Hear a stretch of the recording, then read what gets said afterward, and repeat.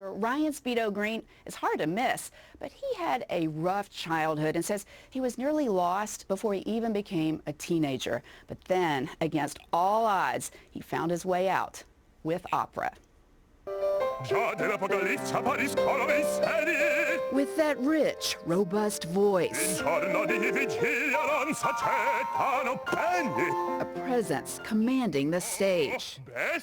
It's easy to see why Ryan Speedo Green, 30 years old, is considered one of the world's most promising stars of opera. Gracing top stages in Europe and the U.S. But his improbable rise to the heights of one of the most elite of all the arts has its roots in poverty and violence. You know, your father was largely absent. Yes, he was. And your mother could be rather abusive. I wouldn't describe it as abusive. It was a volatile relationship. It was tough. It was really tough. Green grew up near Norfolk, Virginia, amid chaos and dysfunction.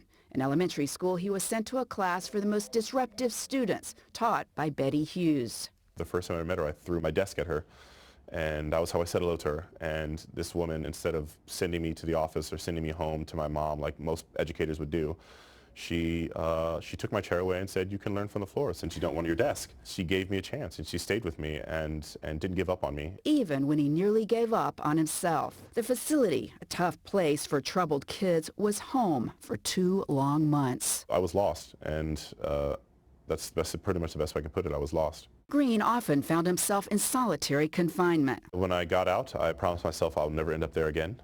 I started pursuing other forms of entertainment as a child, like joining the Latin club and being in chorus, and I was trying to find outlets so I could stay off the streets. The big break of Green's childhood came at the prestigious Governor's School for the Arts in Norfolk.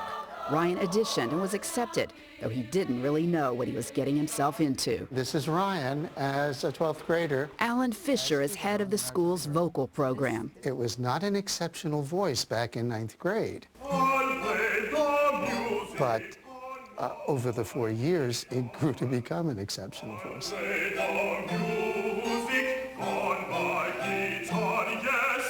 At Governor's, Green flourished under a new mentor, a voice teacher named Robert Brown. For every person who has a dream, they need someone to be their foundation, be the person to kick them in the butt when they need to be kicked in the butt. He taught me not only music, but he was a father figure to me. Brown took his students to see Carmen at New York's Metropolitan Opera, the title role performed by Denise Graves.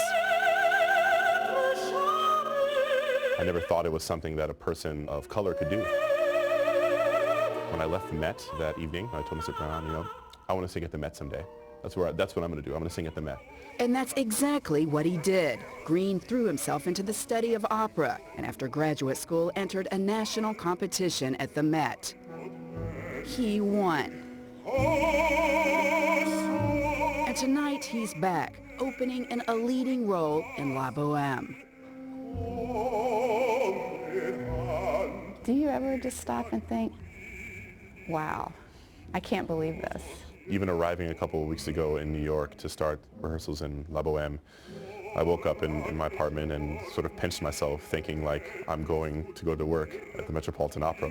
And you're going to continue pursuing it? I am. The dream is not finished.